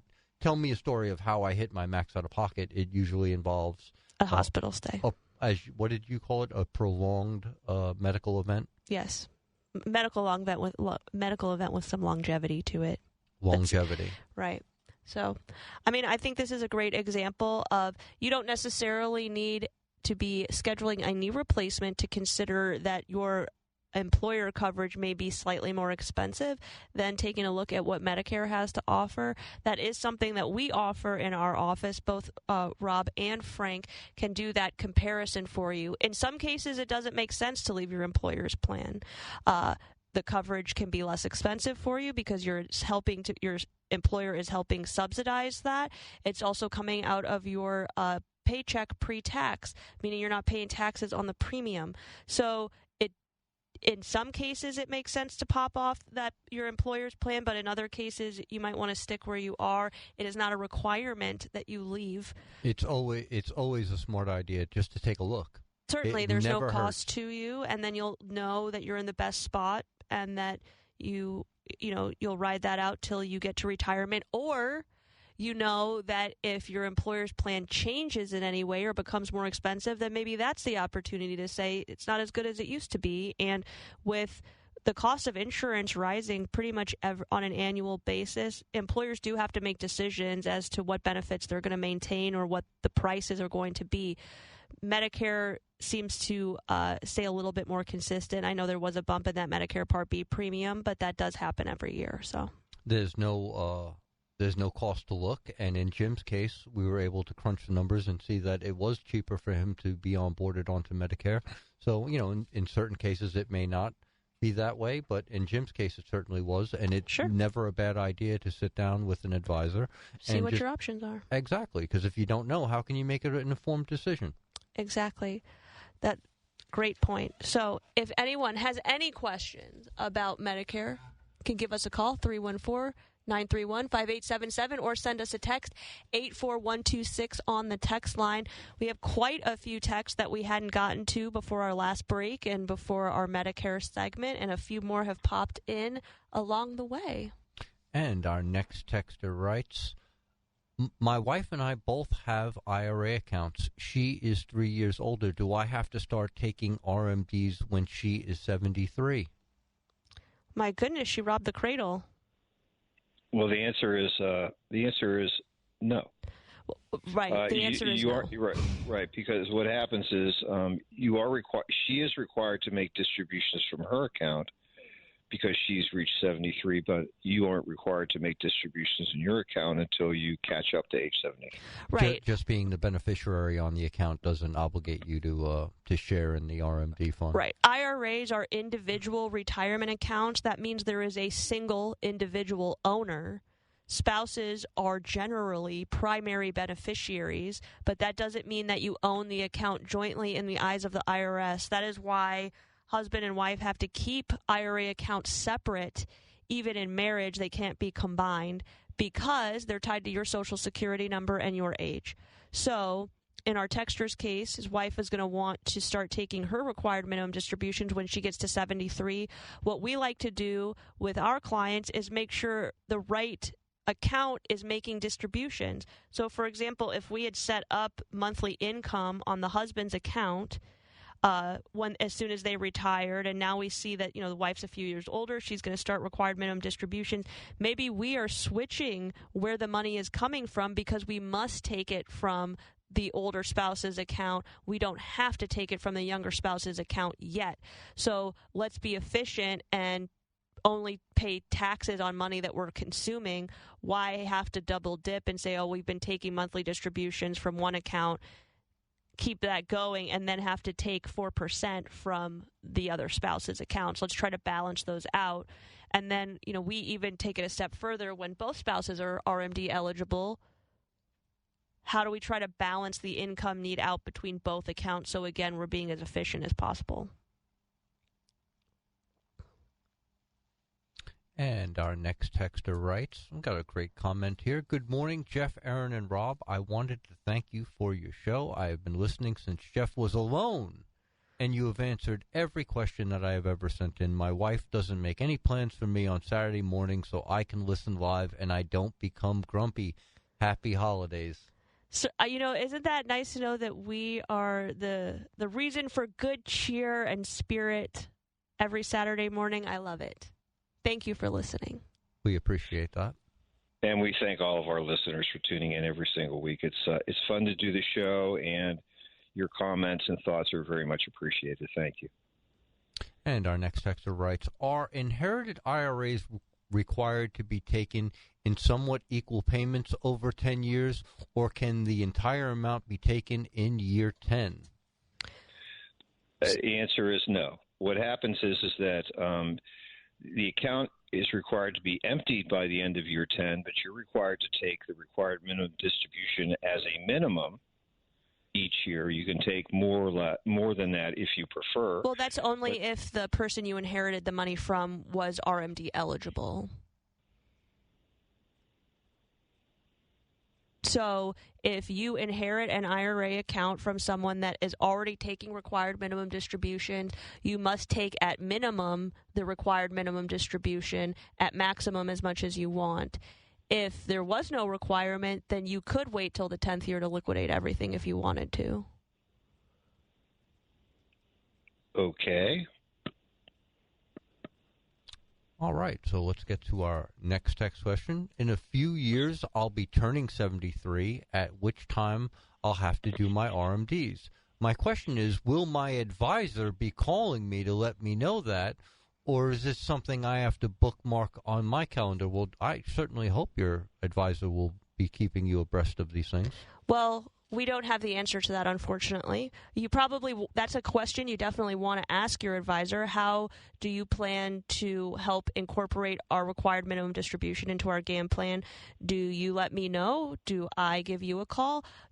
Set some expectations around that. For our clients, we always let them know, not only are we reaching out to let them know it's time, we'll have the dollar amount and what our suggested strategy is, along with whatever goals and plans they have, so we can help coordinate not only the year they turn 73, but for future requirements down the road. All right, so why don't we take our first break of the hour? When we get back, we'll be here to answer more of your text questions and emails, so keep them coming. 314-931-5877 if you want to hear your voice, or 84126 on the text line if you want to send us a text. Thanks. This is the Big 550 KTRS St. Louis, Alton, Valley Park, St. Charles, and the world. Streaming live at KTRS.com. This is Erin Lapidus, the retirement coach. Wouldn't it be great to have a game plan, a real strategy, so that no matter what was going on in the stock market, the economy, or the world, you could be confident about your retirement? Wouldn't that be great? If you're within 5 years of retirement, call me today at 314-863-0008. That's 314-863-0008. Or send me an email at aaron@jblfinancial.com to arrange your free coaching session. Let's get started on your retirement game plan today. Recently, a good friend of mine was changing the light fixture in their kitchen, and they took the light fixture off the ceiling, and they looked inside the ceiling and said, "What is the phone number to Michael Baldy?" If they would have listened to me, they would have put Michael Baldy's phone number in their phone, because everybody needs a good electrician on speed dial. So here you go. The next time you need electrician, you need to remember Michael Baldy and Baldy Electric. So the phone number, 314-968-9999. Indoor, outdoor, an old Victorian home, knob and tube wiring, and anything and everything in between. You see, Michael Baldy is a licensed electrician, and he has a team ready to go. Whether it's something for the ceiling in the kitchen, something for the lights for the holidays, whatever it may be, Michael Baldy and Baldy Electric. BaldyElectric.com, 314-968-9999, because everybody needs a good electrician on speed dial. BaldyElectric.com. Repairing chimneys, walkways, porches, foundations, entire homes, anything to do with brick or stone, you need a tuck pointer you can trust, and that, of course, is Morelli. Morelli is a family-run business started in 1991, and they're only as good as their last customer. That's why when you check out the reviews online at MorelliTuckPointing.com, you'll notice that they're actual customers who are singing the praises of Morelli. So if you need a tuck pointer, you need Morelli. 314-645-1387 or MorelliTuckPointing.com. Let's talk about smart choices for your money. It's Straight Talk and Retirement on the Big 550 KTRS. Here are your retirement coaches, Jeff and Aaron Lapidus. Well, welcome back to the show. We're about halfway through hour number 2 of Straight Talk on Retirement. Our phone lines are open. We'd love to hear from you. 314-931-5877 or 84126 from the hot and heavy KTRS text line. While we're waiting for more calls and texts, Dad, I know that you'd like to get into our next topic, multi-generational estate planning and a business game plan. Yes, I would. We often, when we do the show, we're always talking about retirement planning, and retirement planning certainly is important if you don't own a business. But when you do own a business, it becomes a little bit more complicated. And specifically, we were asked to take a look at one of our clients' situations.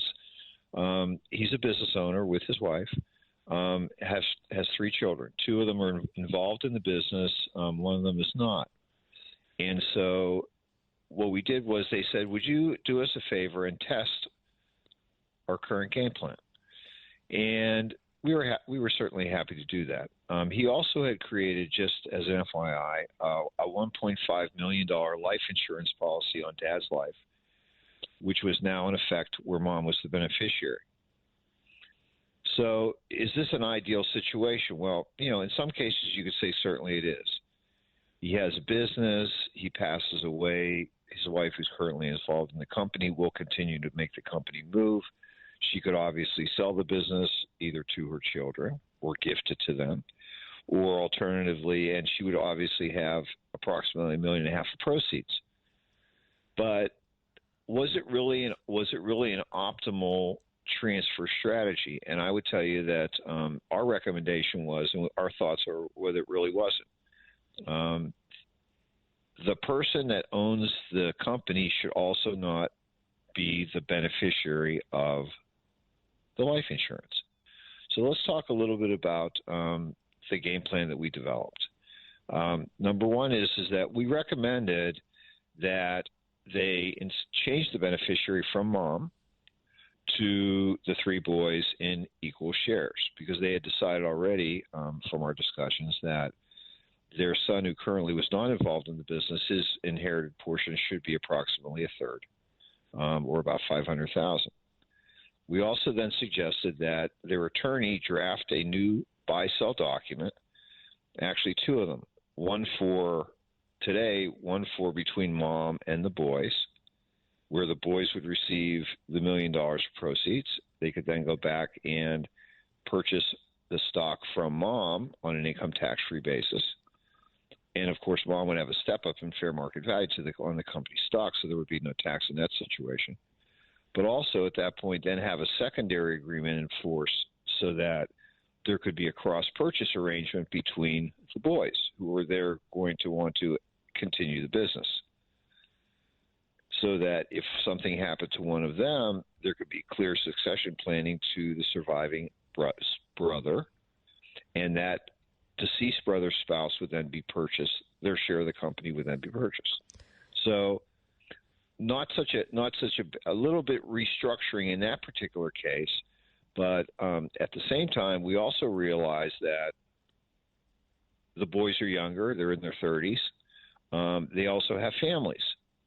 And Dad was interested in creating some coverage for them. And Rob, why don't you discuss that a little bit for us? Yeah, we applied for a $1 million life insurance policy on the life of the two boys. The insurance policies will be owned by the business. They will each have the right to name their spouse as the beneficiary, and this arrangement is called a split dollar. As they receive a benefit equal to the cost of term insurance, which they will have to report as taxable income. So they have to report the premiums as taxable income. The business owns the life insurance policy. The business will post the cash values of the policy on its book as an assets, and the business would recover the cash values and policy at the death of the insured. The family would receive the difference income tax-free. Yeah, this is a great situation, one that's been codified in the Internal Revenue Code called split dollar. And again, what we're doing is we're splitting the premiums. We're also splitting the death benefits. So the company is going to be eventually recovering what they put into the contract. Also, during the life, should there be any cash value in the contract, asset value, that could then be posted on the company's assets books as an asset. Which certainly, and we've seen in many cases, that asset value can then be assigned and used assisting in bank loans and things like that as well. Can it also be borrowed against? Absolutely. The company would have the right to purchase that as well, to borrow against that as well. So that's and we've seen that in many cases in the past. Having cash value is not always a bad thing. So you've kind of done a couple of things. First is you've equalized the estate amongst the three boys. They're each going to inherit a portion of Dad's $1.5 million life insurance policy as opposed to all of it going to Mom. Then secondarily created a situation where the boys have the opportunity the boys are going to inherit the business or receive the business, but then they will have the ability to buy it from each other in the event that one of them passed away or wanted to be bought out. Yes, and at the same time, the third brother, who is not currently involved in the business, is inheriting a part of the business, and therefore it doesn't have to be purchased from his brothers. There also isn't going to be any question between siblings about market valuation of the stock, not creating any difficulties for them. And then finally, the brother outside the business also is getting his inheritance from Dad right away, which isn't a bad thing, right? Well, I guess I've got a different question, which is, had the balancing of the estate already happened outside of the life insurance conversation with the boys inheriting the business, or two of the boys inheriting the business and one not? Had there already been some equalization discussions? Well, no, it wasn't. And frankly, for most business owners, it's extremely difficult to do that. Generally, the company is their most valuable asset in their estate.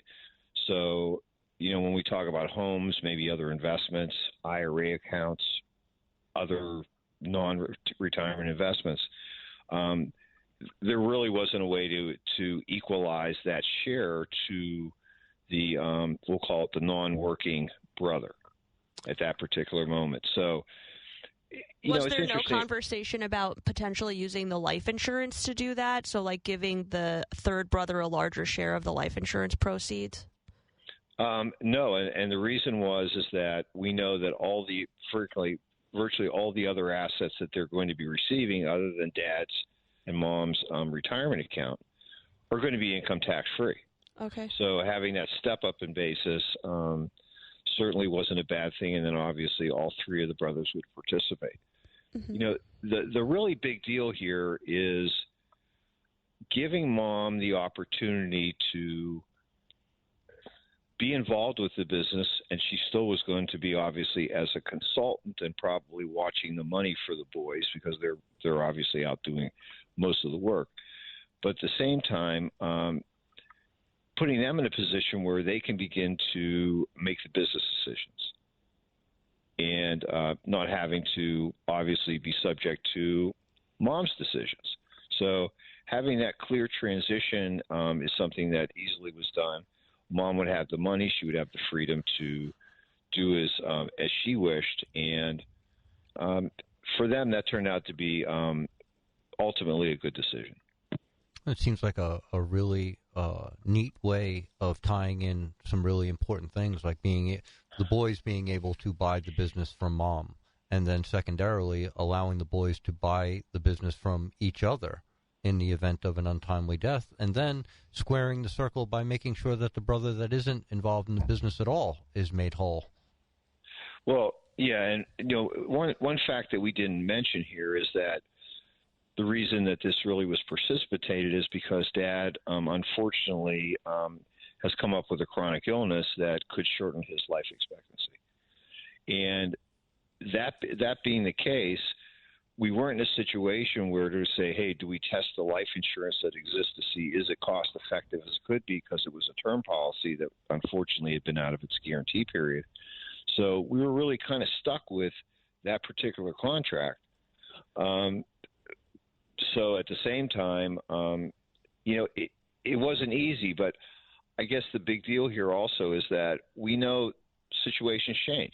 When they took the contract out on Dad 15 years ago, it was basically to cover the bank, to make sure the bank would be covered for any, liability left to mom from the business. And the boys weren't involved. So they've had an opportunity, similar to my situation. Children have gotten involved. They've grown. They matured in the business. They're in a situation where, frankly, they'll be successfully able to continue that business on a long-term basis.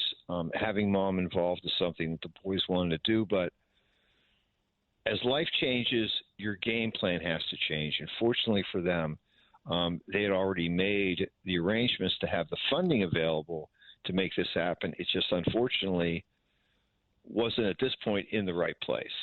So by making some simple beneficiary changes and having some new legal agreements tying everybody together to the proceeds, what it really did was it created, I think, a little bit more and better level of peace of mind, really for all the folks that are involved. And now really that's what it's all about. Absolutely. So that was, that was really a good, fun situation. And so what we're going to be doing is probably once a month is doing some focusing on, we'll call them business owner other issues with our folks that we're seeing retiring, because, at the time, whether it's for health reasons or otherwise, because the disposition of the business and the continuing success of that business after the business owner is either gone, either they've left the planet or they've retired, fundamentally can be very important, not just to the business owner, but all the other people that work there. Having that continuity so that those folks can continue to earn a good living, feed their families, as well as seeing a good, active business continue in the future, is something that all business owners find to be very, not only is it attractive, but it's important. And so it was fun for us to get involved with our client in this particular way. And so now what we're really doing is we're now taking a look at the second level, which is what's all the planning that we need to do for mom to make sure that she'll have the cash flow that she needs, frankly, independent of what happens with the boys in terms of how they run the business. Because you have to look at it from both sides. The boys are geniuses. The boys, they blow the company up.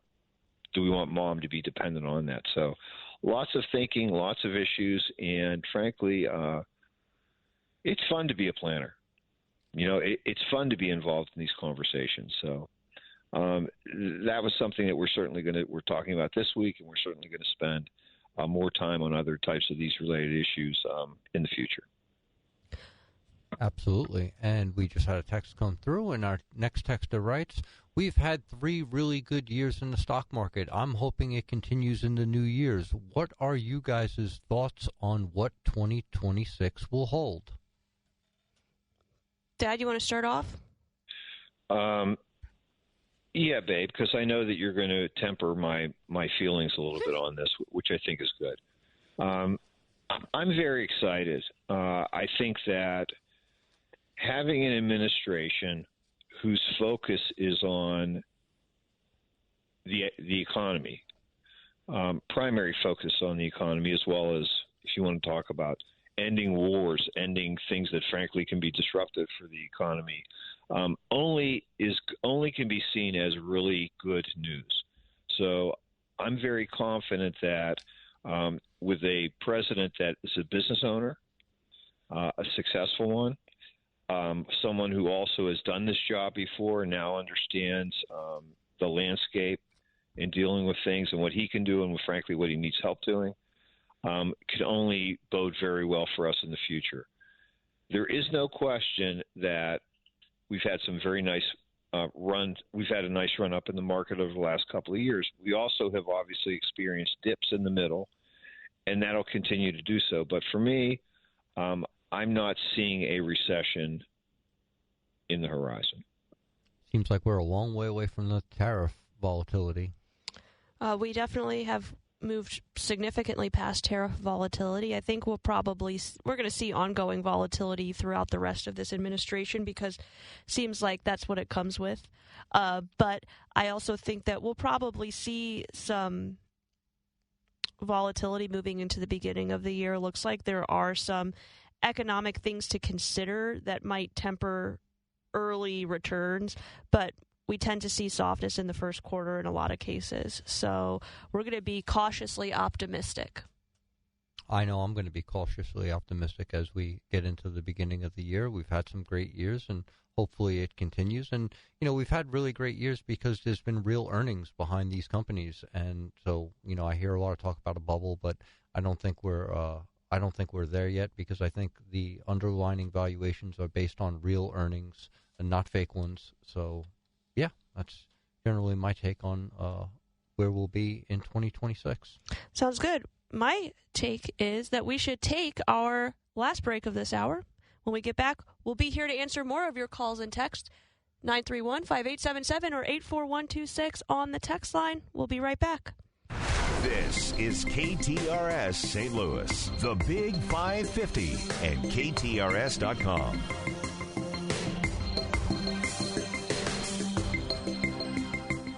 This is Jeff Lapidus, the retirement coach. Wouldn't it be great to have a game plan, a real strategy, so that no matter what was going on in the stock market, the economy, or the world, that you could be confident about your retirement? Wouldn't that be great? If you're within 5 years of retirement, call me today at 314-863-0008.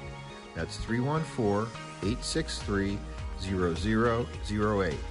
Or send me an email, jeff@jblfinancial.com, to arrange your free coaching session. Let's get started on your retirement game plan today.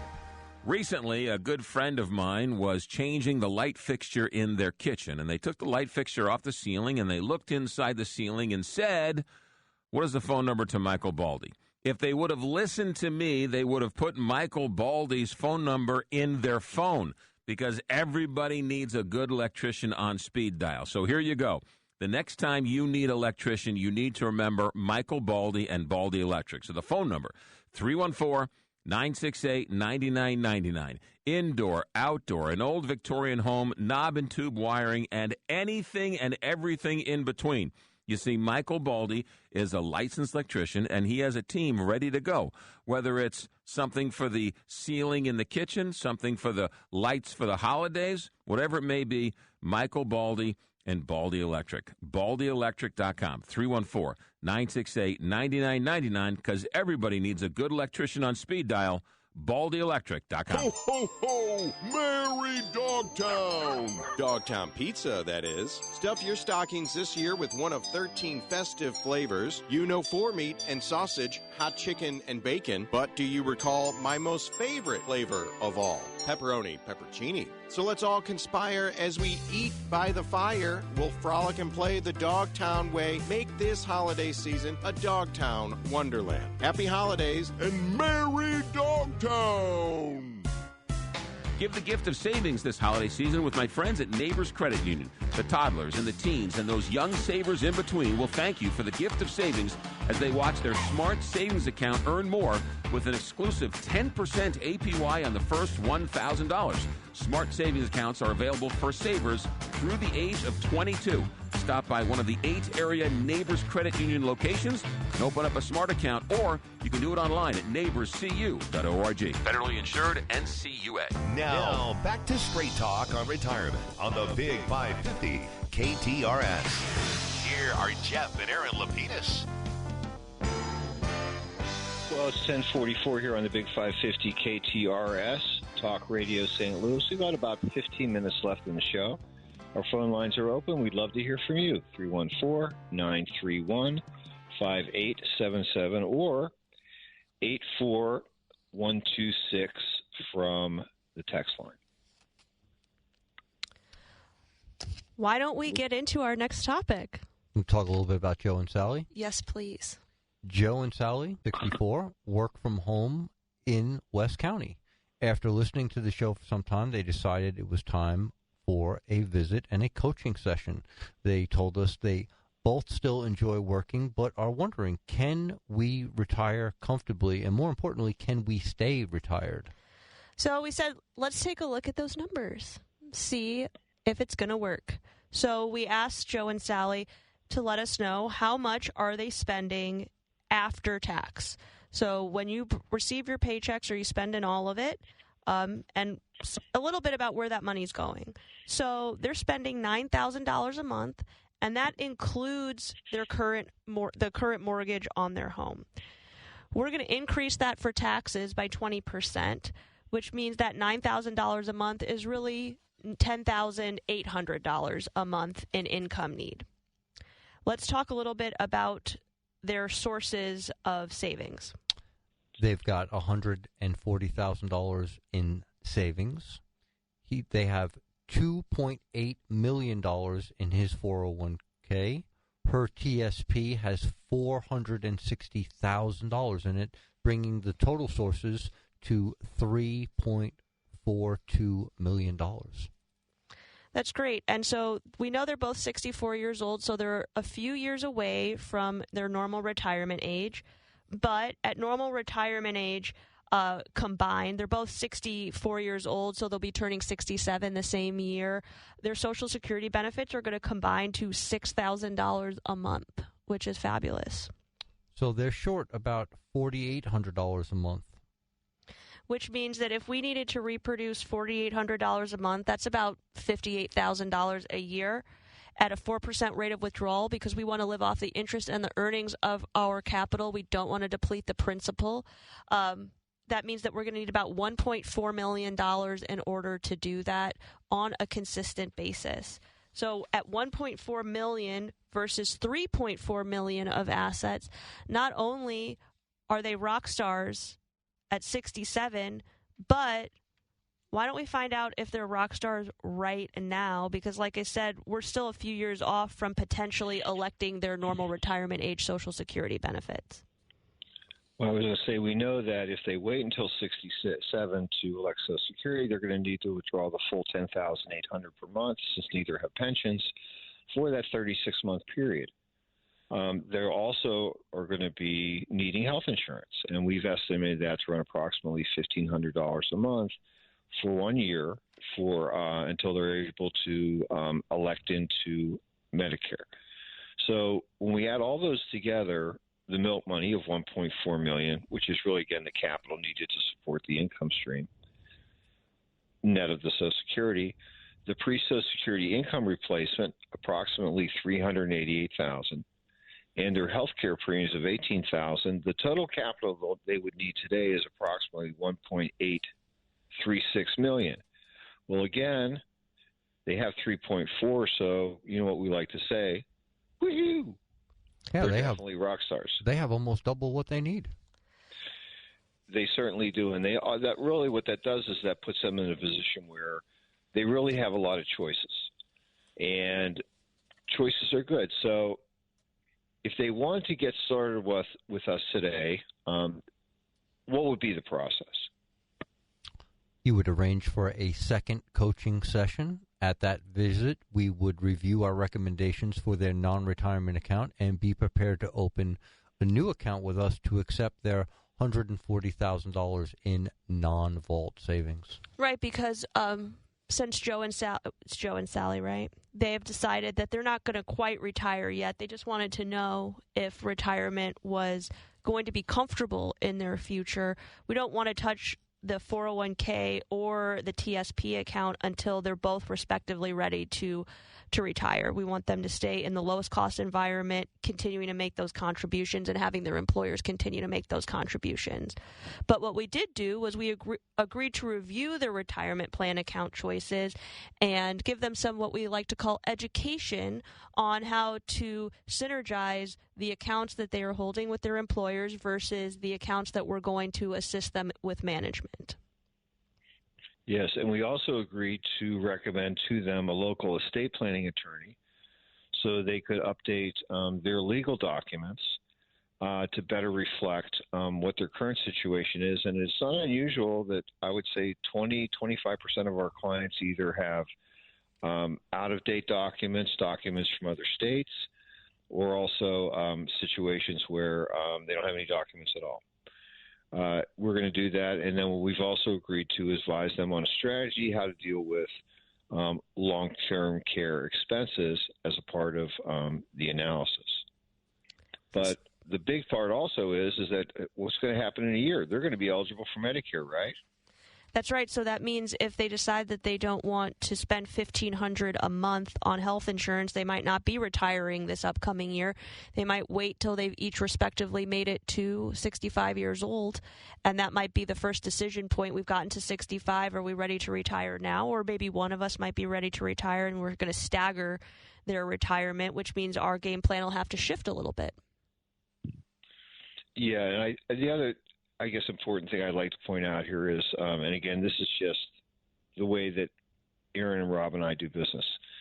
These folks are old enough, because they're over 59 and a half, that we could suggest and recommend to them, if we wanted to, that they do what's called an in-service distribution, where they could pull assets from their current retirement plans into a self-directed IRA, continue to also participate in their current plans. But we feel very strongly about folks keeping money in their plans because we happen to be willing to assist them in further growing that money as well as synergizing that, and they bypass our fee. Absolutely. All right. And I think we've got a few more text questions to get to before we wrap up the show today. And our next texter writes, for an required minimum distribution, what does the IRS base the 4% on? The value of the year before or the current year paying the required amount?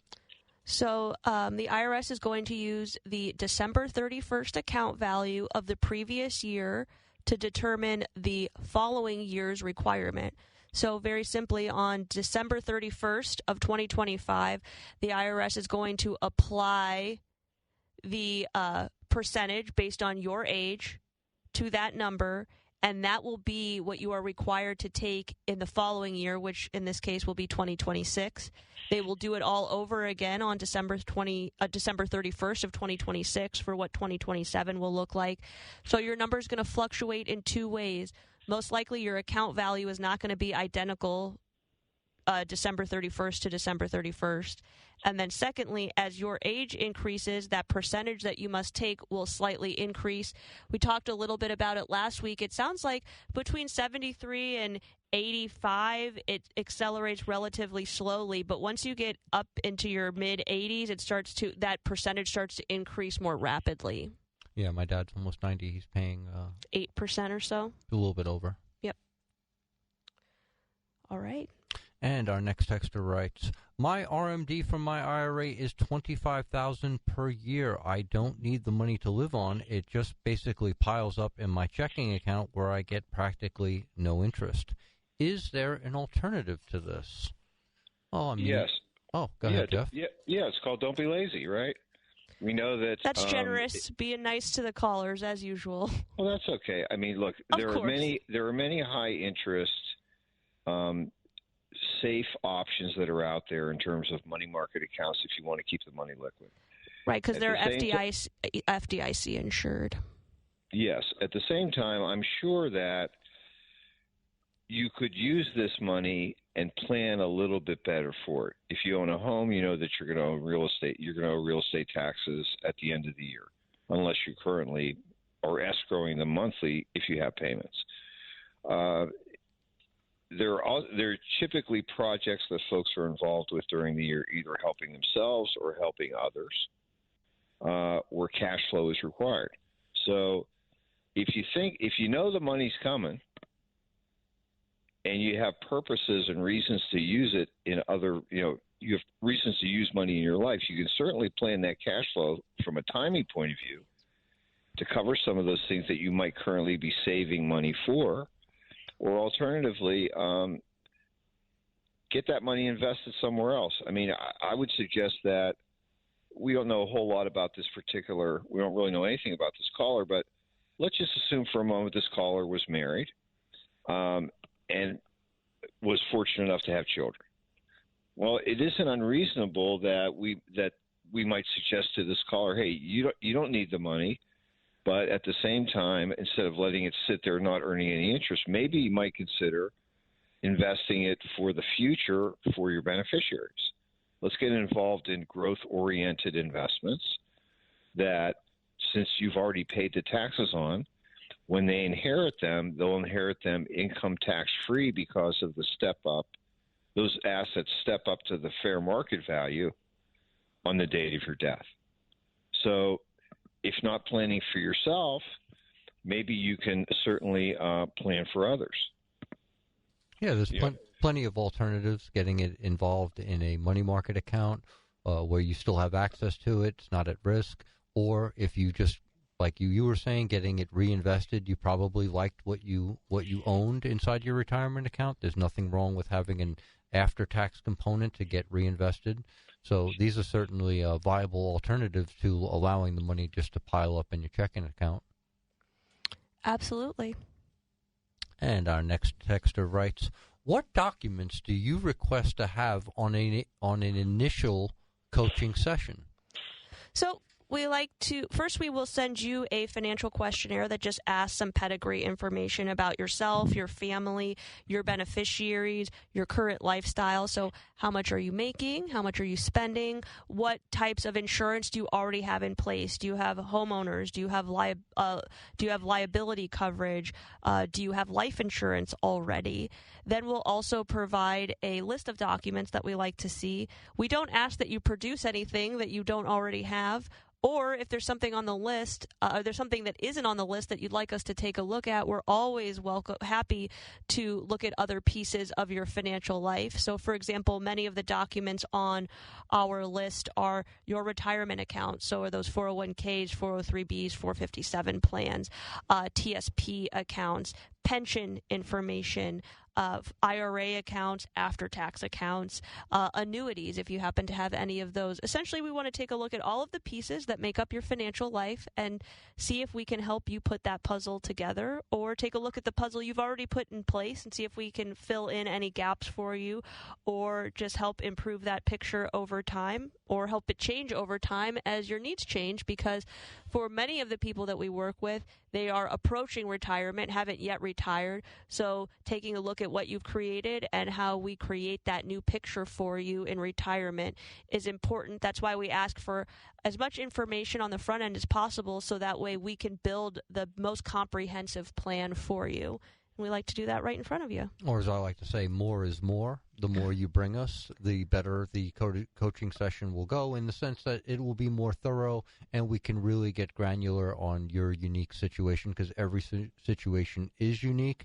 You gather a lot of things, as my wife says, as you went through your working career. If we can pull them all together in a coaching session, it will go off without a hitch. Obviously, the more information we have about you, the better advice we can give. That's a great point. I think we've got time for one more quick question. And our next texter writes, I don't have a will, but all my accounts are either TOD or POD. Do I need one? So the will also comprises two other important components, which is the durable power of attorney and medical directive, which we believe are very important pieces that everyone should have in place, regardless of the assets that you have accumulated over time, because it's going to help people make decisions for end-of-life care, and it's also going to help people have access to your accounts if they need it, if you're still alive but unable to fulfill your financial obligations. Thank you all for listening this week. We will be back next Saturday, or you can give our office a call, 314-863-0008.